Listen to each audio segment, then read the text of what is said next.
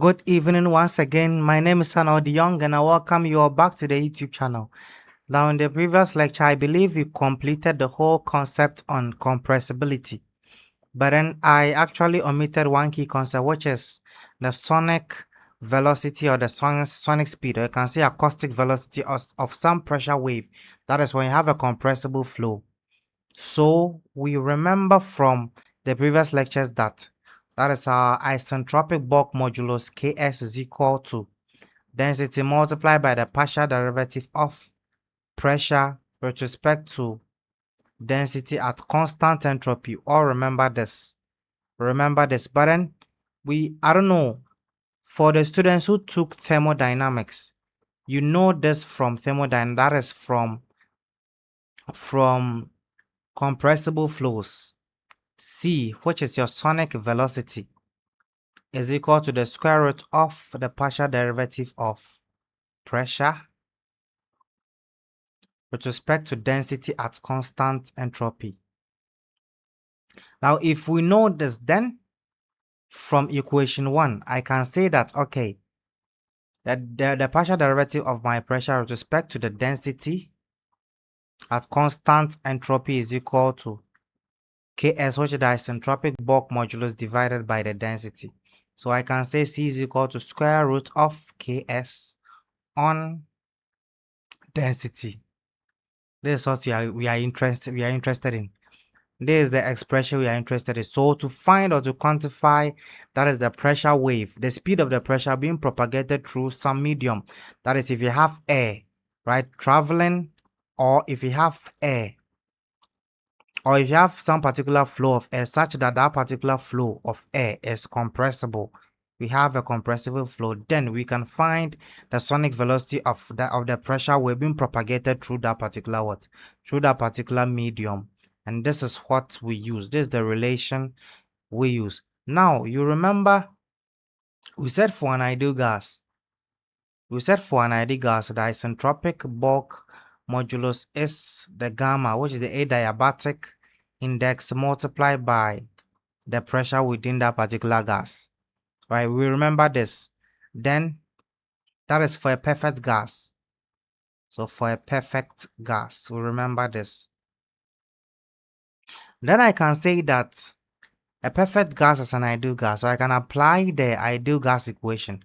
The ideal gas equation is equal to PV is equal to MRT. But from here I can say P is equal to M on V RT. M on V is basically density. So P is equal to density RT. So I can do some substitutions over here. So if I substitute in the expression or the equation A into the equation 2, I end up with this. That is C is equal to square root. I know Ks is, that is my gamma times P. So let me write in this first, more divided by density. Then I know my P to be, that is density multiplying RT. So C is equal to square root of my gamma multiplying density RT, all on density. So I end up with square root of gamma RT. So if you have some flow such that is the fluid flowing through that particular medium is a perfect gas, then the speed of the pressure wave, or the if I should say the acoustic velocity or the sonic velocity of the pressure wave, can be quantified using this relation. That is, if the gas behaves like or as a perfect gas. There's an important relation, and I will entreat you all to take it very serious. Even if you don't see them in exam, trust me, this is very serious. It's very serious in practice, so take them serious. It's a nice equation, it's a nice relation. Take it very serious. So here I can say the acoustic velocity. The acoustic velocity is a function of the absolute temperature. So the temperature is basically the absolute temperature of our gas behaving as a perfect gas. So it's a function of the temperature raised to the power squared, this absolute temperature. Absolute temp. Yes, so we are done with compressibility, I guess. We are done with compressibility. Today I want us to talk about surface tension and surface energy. Surface tension and surface energy. That is the main thing I want us to talk about today. So we are moving on to surface tension and surface energy. Now, before I explain surface tension, I would like to give you the characteristics of surface tension force.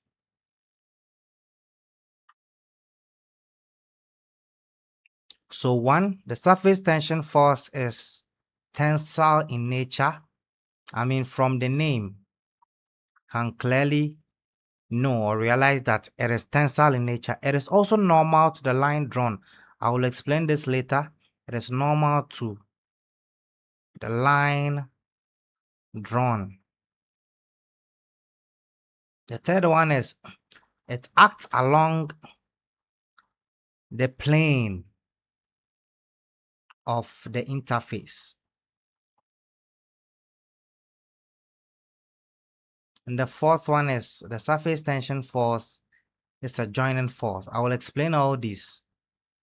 The surface tension force is a joining force. Now, mathematically, what is surface tension? Mathematically, what is surface tension? As I said, the surface tension is denoted sigma. So surface tension is denoted sigma.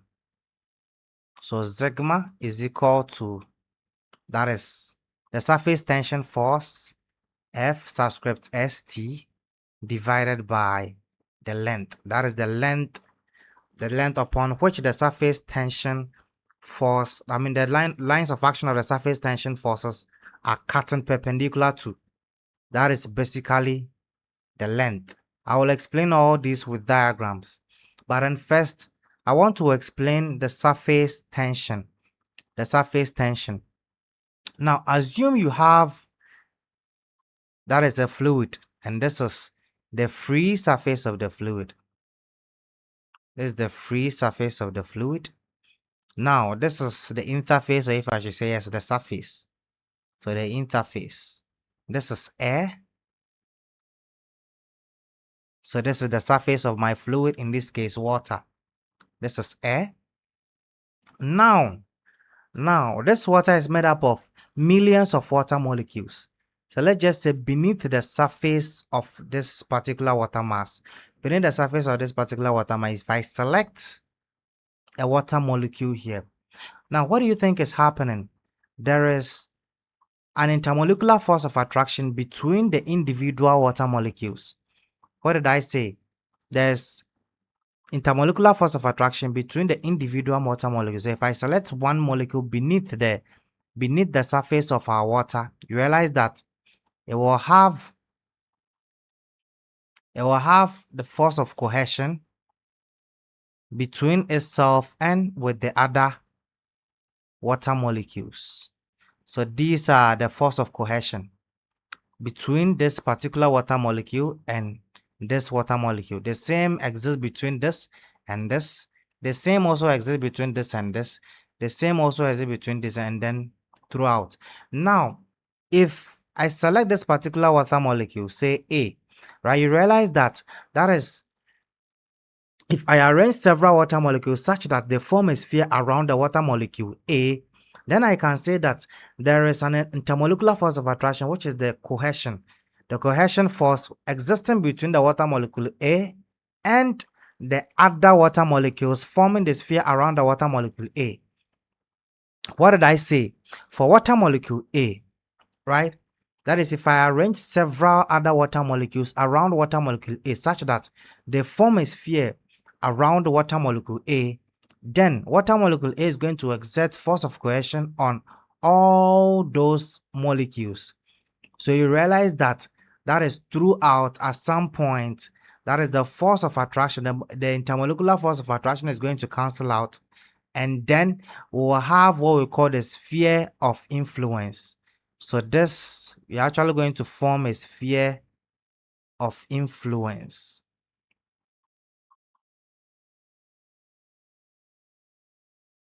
You form a sphere of influence.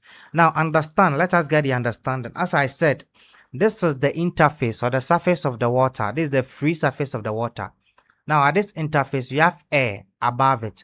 Now as I said, I'm selecting a water molecule beneath the interface. And if I select a water molecule beneath the interface, as I said, since these molecules are actually of the same kind, selecting molecule A will exert, that particular molecule A will exert a force of cohesion on several other molecules. And as I said, if I select water molecules, the same water molecules, such that they are arranged to form a sphere around the water molecule A, what is going to happen? The water molecule A exerts a force of cohesion on all the other water molecules, forming a sphere around the water molecule A. So what is going to happen? Consequently, you realize that at some point, all the lines of action of the forces, all the lines of action of the cohesive forces will be in line and they will cancel out. And this will be of what? And this will be balanced. This particular molecule is balanced. We call it balanced cohesion. So there's balanced cohesion here. Here, there is balanced cohesion. We call this particular sphere formed the sphere of influence. So the sphere of influence. Right? Yes. So the first case, we've selected a water molecule beneath the what? Beneath our interface formed. That is what we've done. Now, the next water molecule we are going to select will be, the next water molecule we are going to select will be one which is exactly on the interface. One which is exactly on the interface. Now, as I said, if for this particular water molecule, we name it water molecule B. Now for water molecule B, similar thing will happen, but not exactly similar. That is beneath the interface or beneath the surface of the fluid, there are other water molecules. Now the water molecules here, right? The water molecules here will receive the force of cohesion from water molecule B. So water molecule B will exert force of cohesion on this water molecule. It will do same on this water molecule. It will also do same on this water molecule. Now there is also a water molecule on the surface or on the interface of the water of my water. It will also do same on it. So it will also exert force of what? Cohesion on all these water molecules. I'm coming. Let me clean this for us to get a better view.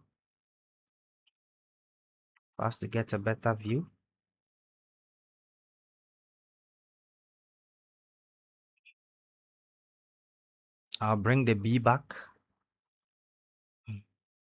Let me clean it for us to get a better view. Now this is the water molecule in question. Let me shade it. So let me shade the water molecule selected. Now for this particular water molecule, as I said, it is going to exert a force of cohesion on this water molecule because they have the same kind. So the intermolecular force of attraction between them will be the cohesion force or the force of what? Cohesion. Now it is going to do same on this water molecule. It is also going to do same on this water molecule.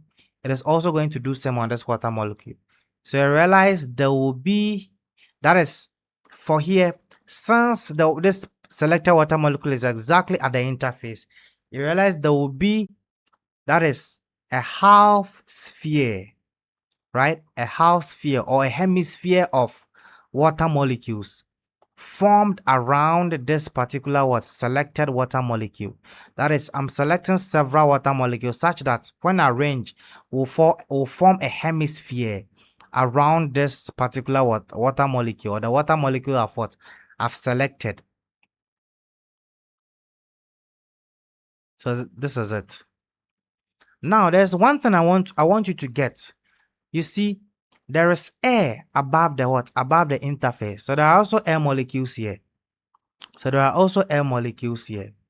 Now if I select some air molecules right above the interface, if I select some air molecules above the interface, what is going to happen? What is going to happen? You realize that since the air molecules are different or have different kind as compared to the water molecule, that is the force of cohesion wouldn't be that strong. So the force of cohesion wouldn't be that strong. So the intensity of the sphere will be very small. It will be something like this. So this is basically the force of cohesion between our water molecule and the air molecules here. So the intensity of the hemisphere formed above the interface will be very small. Now, what this particular sphere, right, consistent of, that is a large hemisphere here and a small hemisphere here, is actually an imbalance cohesion state, or this particular was sphere, by containing several water molecules and air molecule, is in a state of imbalance, right, with respect to cohesion. It is in a state of imbalance with respect to cohesion. Why? Because just beneath the interface we have molecules of the same kind with respect to the molecule we've selected. Now, above the interface, we have molecules which are air molecules, and those molecules are of different kind as compared to the what? To the water molecules. So you realize the force of cohesion between this selected water molecule and this air molecules is not going to be the same as compared to the force of cohesion between this water molecule and the water molecules here. So you realize the intensity of the hemisphere formed above the selected molecule is not going to be the same as beneath the what? The interface or the surface of the what? Of the water. So this particular sphere is in a state of imbalance with respect to what? The force of cohesion. Now, this will actually occur infinitely over the what? Over the entire interface or the entire surface, because there are millions of what? Millions of water molecules on the surface of this particular fluid. So what then is going to happen? See, since the intensity of the force of cohesion here is large as compared to that above, you realize the surface of the fluid is going to be stretched or will stretch inward. The surface of the fluid will stretch inward, and that is what we call surface tension. That is what we call surface tension. So what brings about surface tension? It is basically what? The force of cohesion, right? It is basically the force of cohesion. It is basically the force of, I believe we have a clear understanding of this. Now let me go over it in brief. If we select a fluid molecule, that is in this case water molecule A, right? That particular water molecule A will exert the same amount of what? Cohesive force. Now if I select several water molecules such that they are arranged around the water molecule A in a form of sphere, now the force of cohesion of water molecule A on all those water molecules around it will be equal, and this particular sphere will be a what? Will be the sphere of influence, or it will be in a state of a balanced cohesion. So you realize here what is going to happen. We are actually going to form a what? A sphere, right? We are actually going to form a sphere because we are in a state of what? Balanced cohesion. The force of cohesion exerted by this on all the other what? Molecules is the same throughout. And as I said, at some point, the line of action of the cohesive force will align and they all cancel out. So you have a balanced cohesion here. But then for, that is the molecules exactly at the interface, what is going to happen? It is going to exert a force of cohesion on the molecules beneath it, right? Beneath it. But then the force of cohesion, the intensity of the force of cohesion between the selected molecule and the air molecules above the interface wouldn't be the same as compared to the intensity between this water molecule and the other water molecule, because these are the same kind, and the force of cohesion is stronger or greater as compared to the water molecule, the force of cohesion between the water molecule and the air molecules just above the interface. And this is in a state of imbalance with respect to cohesion. Yeah, so I believe this is actually a clear explanation to this. It is a clear explanation to this. So now, so now, what is going to happen? Let me write some few notes here. So surface tension.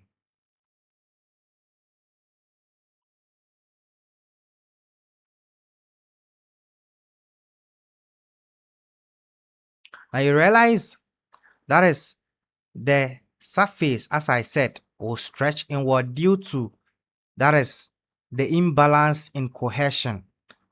So the surface behaves as a stretched membrane.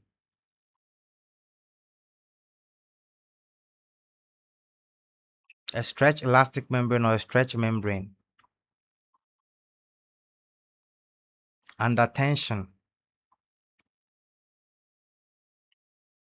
right? This is what we've gotten to know due to the fact that there is an imbalance in cohesion for that particular sphere exactly at the surface of or at the interface of the fluid. Now, I want to talk about something. We made mention of something here. We said something here.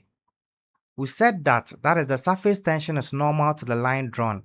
And I want to explain. The surface tension is normal to the line drawn. I want to explain. Now let's just say you have a fluid and the surface of the fluid formed is something like this. So this is the surface of the fluid.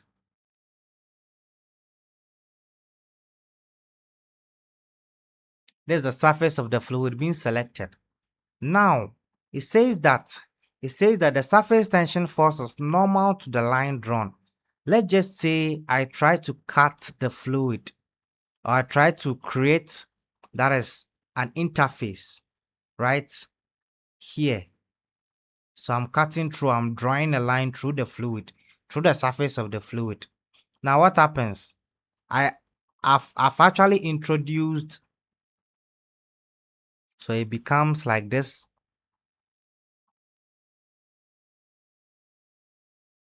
I've introduced a force to separate that is the surface into two interface.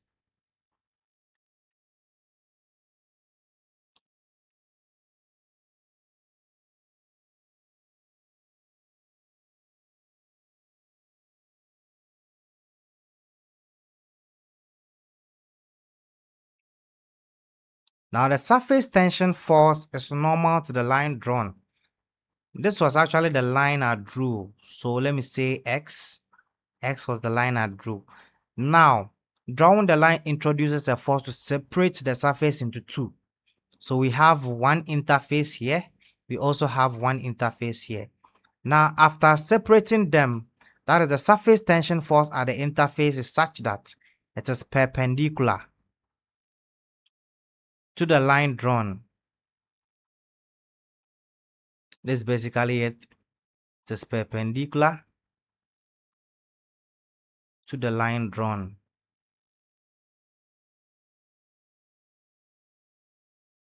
That is it. So if you draw a line through the surface of a fluid to create an interface, right? That is the surface tension force will be perpendicular to the what? To the interface being created. That is it. Now, we also said that the surface tension force is a joining force, that is one, and the surface tension force acts along the plane of the interface. Now, this is the plane of the interface. This is the plane of the interface. So you realize the lines of action of forces are parallel to this plane of the interface. That is all. Now, and the last one we said was That is the surface tension force is a joining force. I think I stated that one here. Let me see. Yes, we said it. The surface tension force is a joining force. So if it's a joining force, then you can see here clearly the lines of action of the forces after we've introduced a force to, that is, cut our surface into two or introduce some interface on that particular surface. The lines of action of the forces here should be such that it is trying to join those interfaces together, right? So there's one interface, there's one interface. The lines of action of the force should be such that it is trying to join the interfaces together. That's the reason why we say the surface tension force is a joining force. The surface tension force is a joining force. Yeah, so I believe this gives us a clearer understanding of surface tension. This gives us a clearer understanding of surface tension. Now, let me ask, assuming you are in an interview session, right? So let's just say in an interview and you are asked, is it right for an engineer to say that the surface tension of water is, say, 0.073 Newton per meter? Just like that. That is it right for an engineer to say that the surface tension of a water is, say, 0.073 Newton per meter? Just like that. Is it right to say this? No. Let me tell you something. Now, surface tension is not only a property of the fluid, it also depends on, that is, the fluid above the what? Above the interface. So we don't normally say the surface tension of water is this, but then let's just say you have water. This is the free surface of water. Now, the gas above it is, let's say, air. Then when stating the surface tension for this particular fluid mass here, how is it stated? We say that that's the surface tension of water air interface. Water air interface at some particular temperature, because that means the intensity of surface tension force is dependent on what? The temperature. So it's, let's say, so the surface tension at, that is the water air interface, at, say, 20 degrees Celsius is equal to 0.073 Newton per meter. So that's how we state surface tension. That is how we state surface tension. Now, what is the unit for surface tension? We said surface tension is represented with sigma and is equal to the surface tension force divided by the L. What is basically the L? The L here is the length, right, which is perpendicular to the what? To the lines of action of the what? Of the surface tension force. That's basically the what? The L, the length, right? Now, so this is your surface tension force. This is the length. So what will be the unit? The unit will be Newton per meter, or say Joule per meter squared. Joule per meter squared. So please note this. Surface tension, as we said earlier, is as a result of unbalanced cohesion.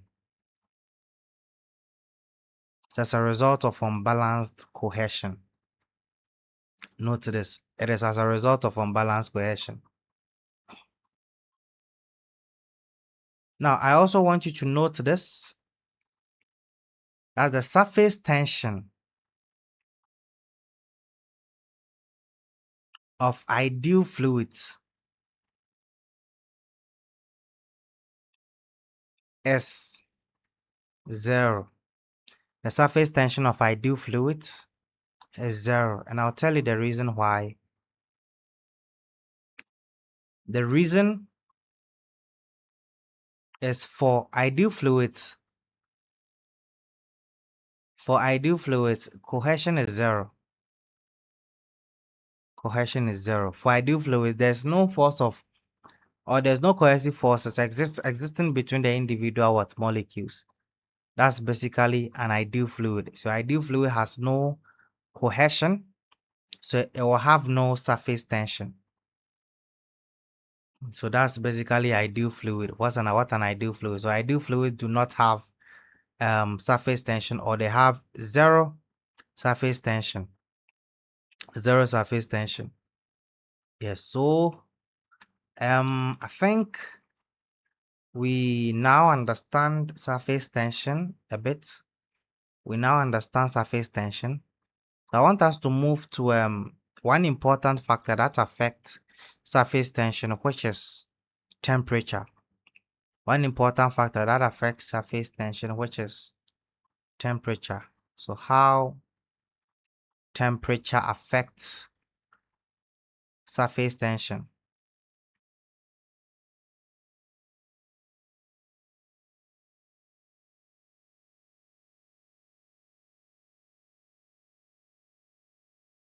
There's one thing I want you to know. That is, let's say you have some fluid, right? So you have some fluid in the container, just like this is the free surface of the fluid. Now let's just say I am doing a diabatic. Should I say a diabatic heating? No, I should say a diabatic. No, no, no, no, not a diabatic heating. Let me say isobaric heating. So I'm doing isobaric. Isobaric heating basically means you are heating at constant pressure. So I'm doing isobaric heating. What am I trying to do? I'm trying to increase the temperature of the water, the temperature of the fluid. Doing that, what am I doing? You realize that the fluid this is a real fluid. It's made up of several water molecules. If the fluid is water, made up of several water molecules. Now, there's a force of attraction, which is the cohesion between the individual water molecule. So if I do the heating, increasing the temperature, what am I doing? I am actually breaking, that is the cohesion, the force of cohesion. So I'm basically breaking the bonds between the what? Between the individual water molecules. So I'm breaking the bonds between the individual water molecule. Now, if I break the bonds between the individual water molecule, then it means when a fluid molecule is selected exactly at the interface, right? When the fluid molecule is selected exactly at the interface, that is the reason why the fluid actually stretches inward is due to the fact that that is the force of cohesion between the individual water molecules is more, or great, right? So if I break some of the bonds, that is the hydrogen bonds between the individual water molecules, my force of cohesion will decrease, right? My force of cohesion will decrease, and what will happen to my imbalance cohesion, that is the degree of imbalance of cohesion within the fluid mass, will also do what? Will also decrease, and that the surface tension will decrease. So let me put them in a single note somewhere. So yes, so increasing temperature,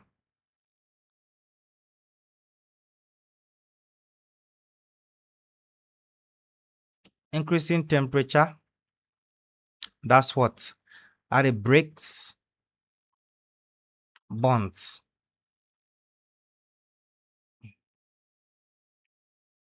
Therefore, unbalanced cohesion decreases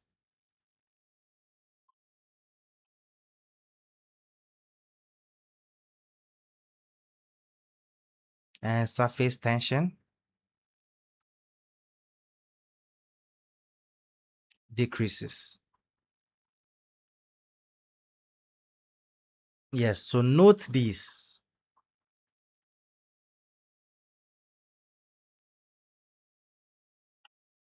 Note this very well.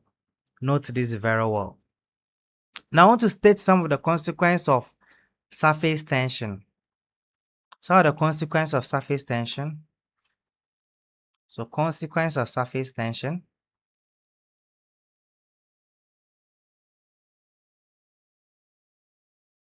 One is due to surface tension. Surface tension is the reason why insects, small insects like mosquito can stand on the surfaces of water, of liquids, let me say. Surface tension is the reason why raindrops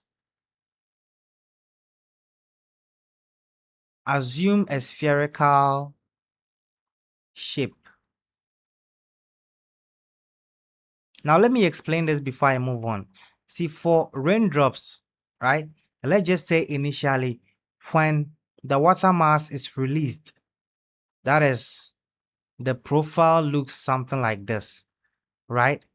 Now, along this are actually the interface, right? The interface that is between the water or the liquid mass within the what? Within this enclosure and the outside. Here is basically what? Air, right? This is water. If I say this is the, yes, this is water. Now, select some fluid or water molecules here. Now, as as this particular fluid falls under the influence of gravity, it gets to some particular point where the surface tension, or if I should say where the force of cohesion between, that is, the individual water molecules exactly at the interface, and that is the water molecules within or below the interface, becomes very strong, such that that is the surface, the entire surface, the entire outer surface of this particular fluid mass will assume that is a shape where the whole fluid mass will have a minimum surface energy, a minimum surface energy. So for minimum surface energy, then my surface area should be minimum, and that would be a sphere. The minimum surface area will be a sphere. That is all. The minimum surface area will be a sphere. That's it.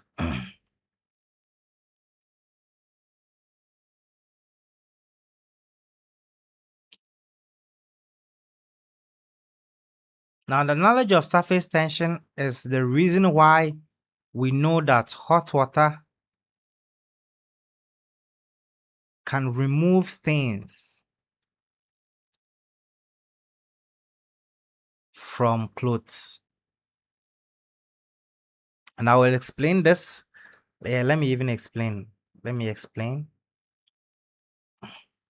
Now, let's just say I have a cloth. This is my fabric. Forgive my drawing, but then I believe this will be a nice representation to help you understand.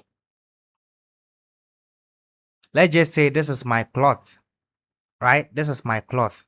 Now, these are, let's say, the mud particles. So there's mud in my cloth, and microscopically, this is how the mud particles are on the surface of the cloth. Now, if I just use water, since the force of cohesion between the water mass and the fabric is less, the water wouldn't be able to remove the stains just like that, because at this particular point, that is the force of cohesion between the mud particles. No, I shouldn't say the force of adhesion between the mud particles and the cloth is very strong, right?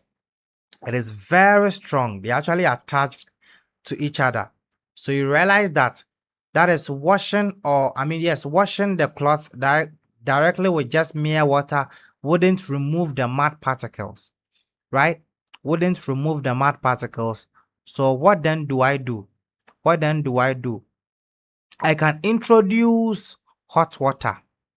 What is hot water going to do? It is going to break, that is the bond between, that's the mud particles and the cloth, right? It is going to break the adhesion between the mud particles and the cloth, thereby reducing the adhesive force between the mud particles and the cloth. So if I introduce water in there, then the force of adhesion between the water and the mud will be strong enough in order to remove the what? The mud particles, or wash away the mud particles. That is it. So let me write a few notes here. So due to strong force of, that is cohesion between the water molecules. Mm. Between the water molecules.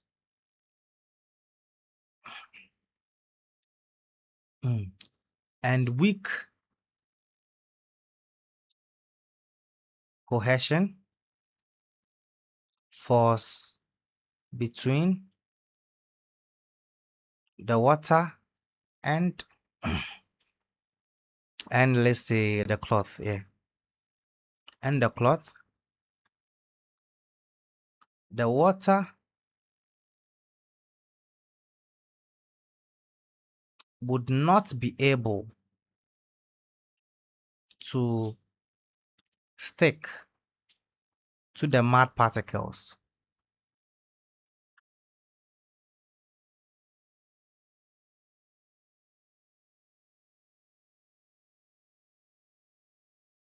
Will not be able to stick to the mud particles. When hot water is introduced, what happens? That is, the hot water breaks. So hot water breaks the force of adhesion between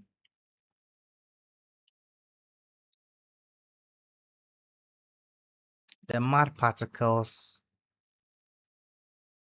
and the cloth. Yes, that is it.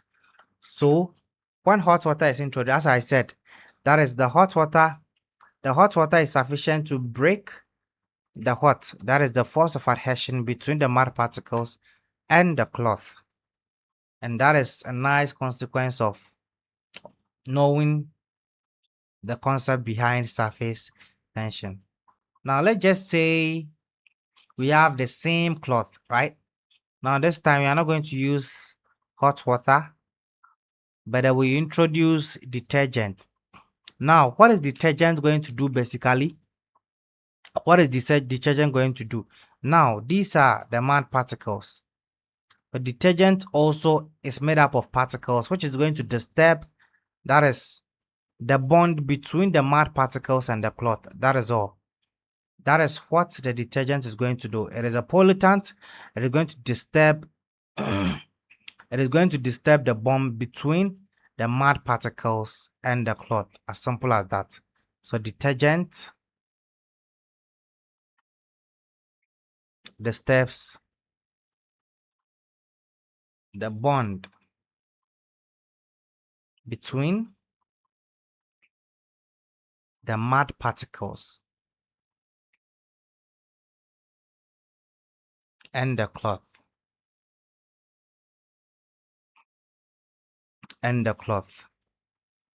That is all. That is all. Now, the molecular explanation of surface tension was given by two people. This is not really important. Let me just give it to you.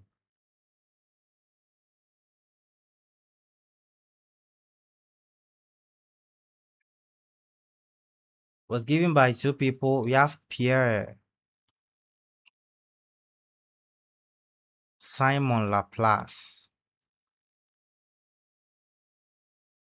and Thomas Young. Have you heard of the Young-Laplace equation before? I mean, those doing mathematics will hear of it. But then as we move along, we are going to apply some of the equations, some of those equations, to be finding the gauge pressure in bubbles, water droplet, and water jet, and all that. Yeah, but then at this stage, I think we are done with surface tension, and we can talk about surface energy. We can talk about surface energy. We can talk about surface energy. Now, what is surface energy? What is surface energy? Let me explain. Let's just say you have, let's say you have, this is the surface of some fluid. This is the free surface of some fluid.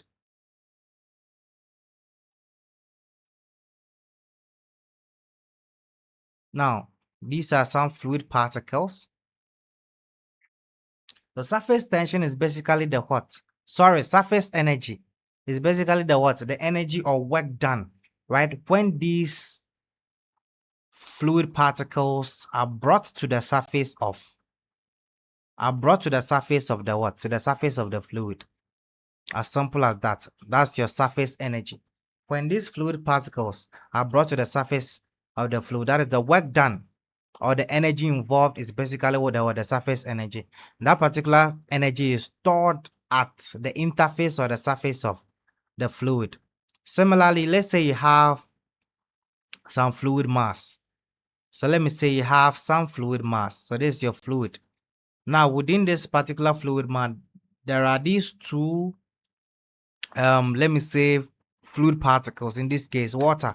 There are these two water particles. Now I want to bring these particles exactly at the surface such that that is the distance between these two fluid particles A and B will be very wide. So I do some work in order to perform that particular what process.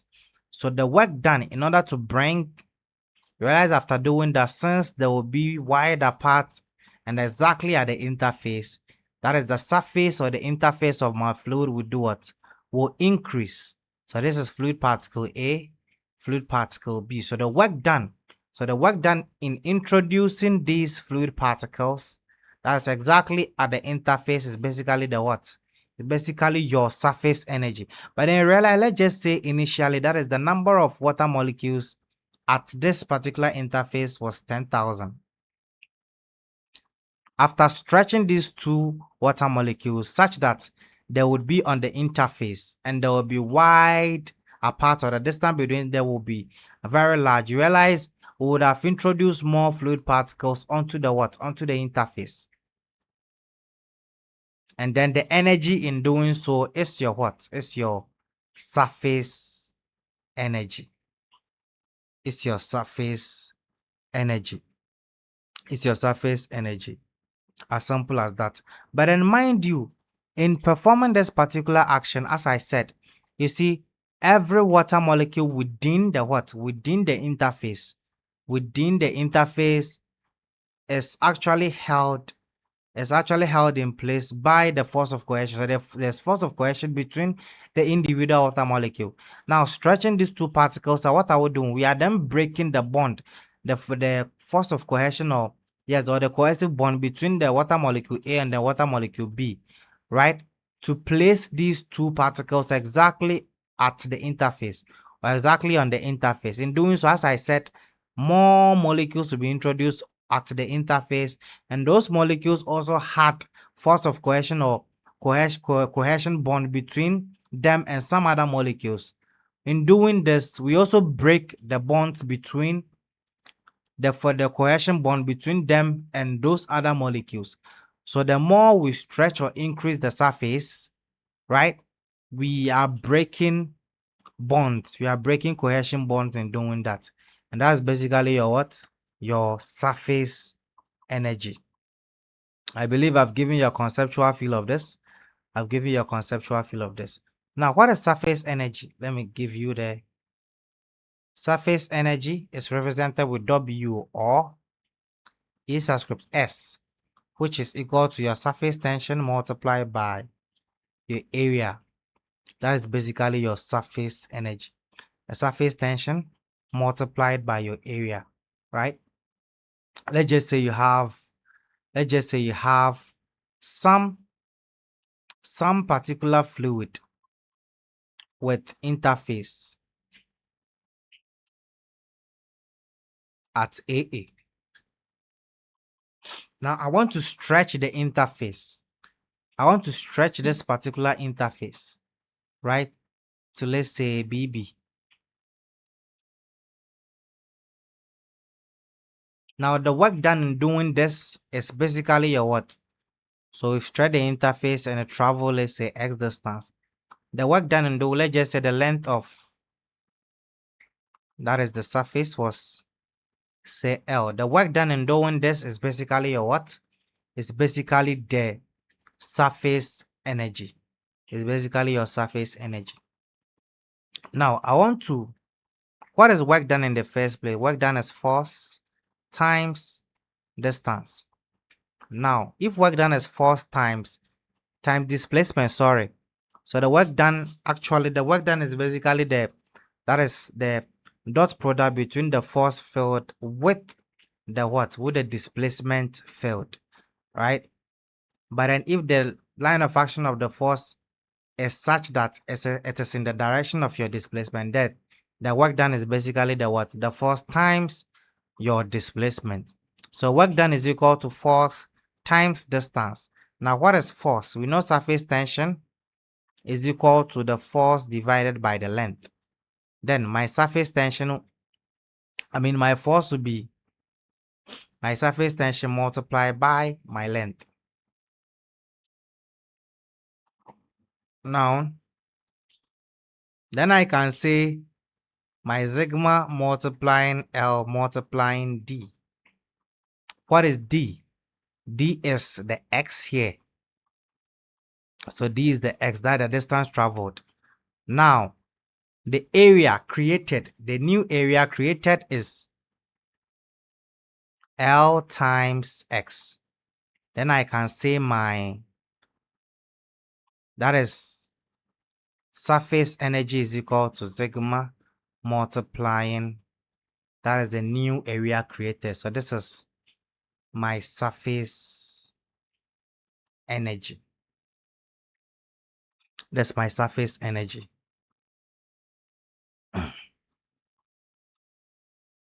That's my surface energy. Let me just talk about something. Now, say you have a water droplet of radius r. You want to convert this water droplet into some number of what? Tiny water droplets.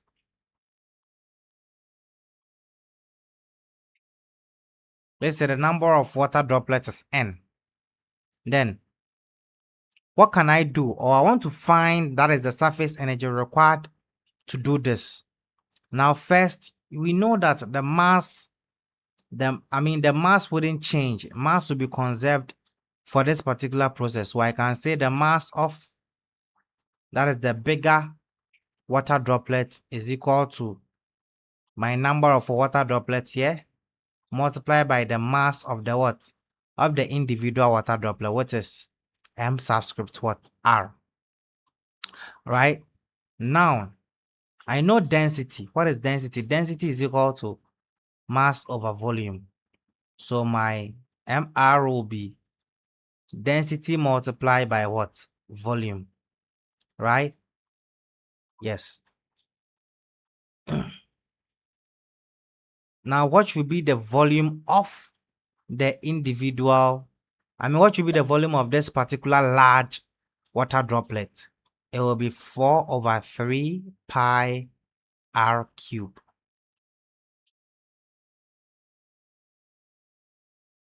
M subscript small r is equal to, that is the density, because the density is the same, multiplying 4 on 3 pi small r cube.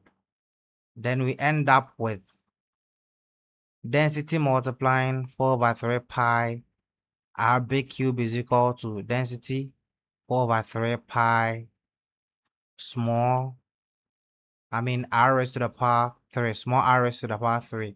The densities cancel. And if the density is cancelled, then we can also say that a volume is also conserved for this particular what? Process. If the densities are the same, then we can say volume is also but then mind you, this will be multiplied by the number of what? Individual water droplets. Yeah. R becoming small, sorry, small small r cubed times n. These will cancel out. Then we can say r cubed is equal to capital R cubed divided by n. So my r is equal to simple. So my surface energy that is in doing all this process will be what? Will be sigma multiplied by, that is the surface formed. The surface formed will be, you see, initially the minimum surface of the fluid was the minimum surface of which is, so final, let me write final surface minus initial surface. The initial surface was what? That is 4 pi r squared. The final surface will be what? N 4 pi small r squared. Then I can say my surface energy is equal to 4 pi r squared minus n 4 pi small r squared. This is my area multiplied by my surface tension.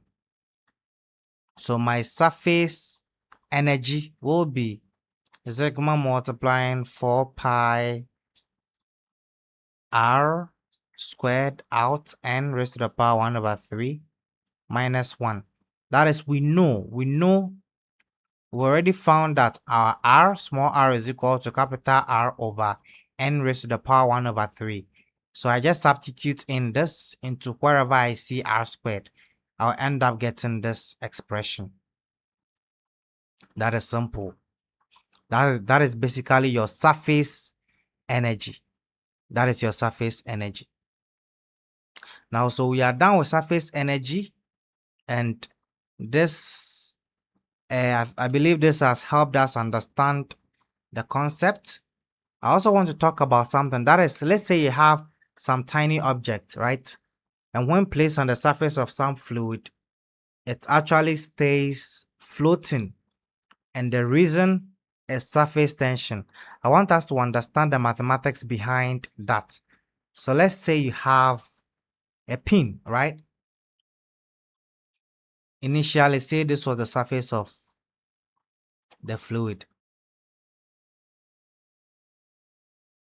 Now, this is your pin to be placed. Pin looks like a cylinder. This is your pin to be placed on the what? On the surface. This is your fluid interface. This is the pin to be placed on the surface. Now let's just say we've placed the pin on the surface. After placing the pin on the surface, what do you think will happen? That is, the surface will bend a bit. There will be a slight bending in the what? In the surface. So this is our pin placed on the what? On the surface of the fluid.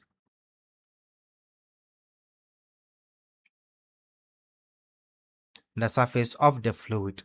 Now, as I said, surface tension exists, and I've already told you that the surface tension force is perpendicular to the what?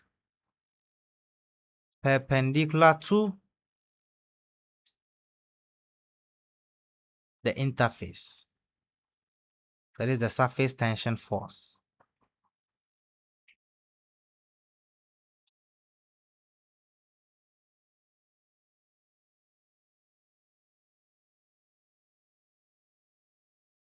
This is how it is going to look. This is how it is going to look. So this is the surface of the fluid. So let's say initially the fluid was in some vessel, right? Like this. And we are placing up a pin such that the cross-sectional area actually enters into the screen. So the pin is on the surface of the what? Of this fluid. If I isolated the surface of the fluid here, this is the surface of the fluid.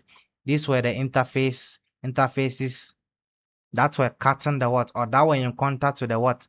With the containing vessel. These were the interfaces. Now, if I place the pin on the surface of the, what is going to happen?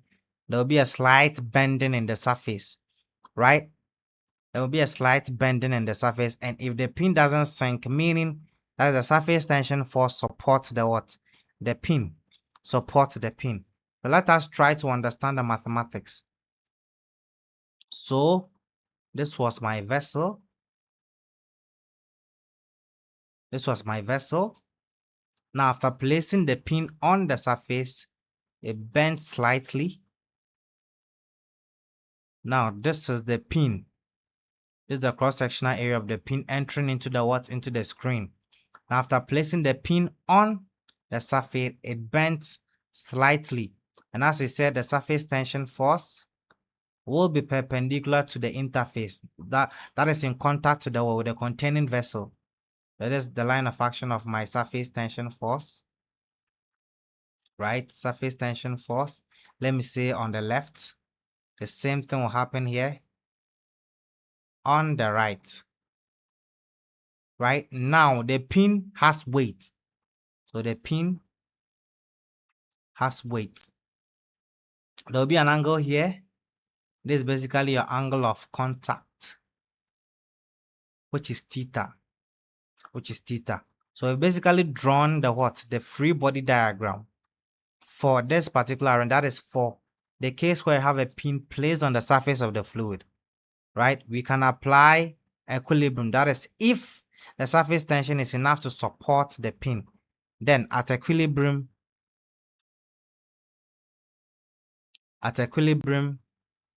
if my summation of the force along y is equal to 0, such that the upward force is taken positive, then I can say the surface tension on the left side cosine theta plus surface tension on the right side cosine theta minus W is equal to 0. Then I can say FL cosine theta plus FS R cosine theta is equal to W.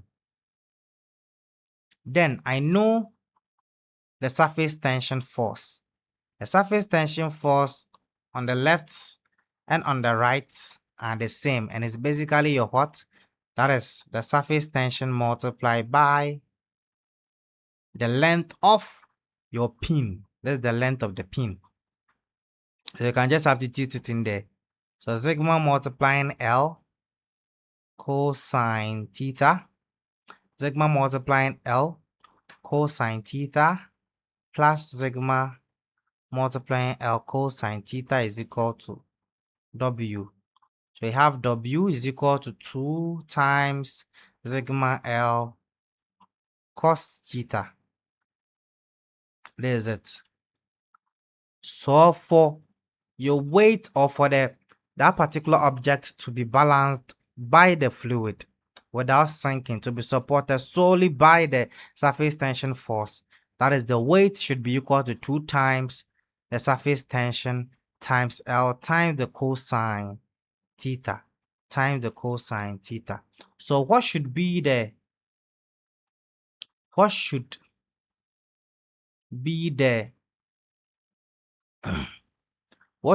maximum value of cos theta in this particular expression? The maximum value of cos theta should be 1, right? So if cos theta is maximum, then I can say my length will be minimum, my sigma will be minimum, but then my weight will be maximum. So for maximum weight, that is, you have 2 times sigma L. As simple as that. Yes. So we'll end the class here. And in the next lecture we'll talk about gauge pressures in water droplets, soap bubbles, water jets, and all that. Have a wonderful evening.